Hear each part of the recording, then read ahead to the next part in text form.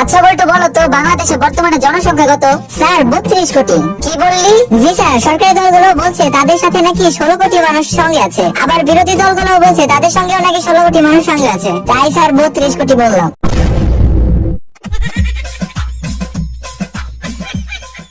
আচ্ছা বলতো বলো তো কাল কত প্রকার? স্যার কাল হচ্ছে 6 প্রকার। আচ্ছা বলো তো কি কি? স্যার সকাল, বিকাল, আগামীকাল, রাত্রিকাল, ইহকাল, পরকাল। হারামজাদা, কাল আরো এক প্রকার আছে। এখন তোকে মারতে মারতে শরীরের যে অংশটা থাকবে তাকে বলবে কঙ্কাল। বাবা একটু আগে আমি রাস্তায় 1 কোটি টাকার একটা ব্যাগ পেয়েছিলাম, পরে আবার এটা ফেলে দিয়েছে। আরে আজব তো, তুমি এতগুলো টাকা পেয়ে ফেলে দিয়েছো কেন?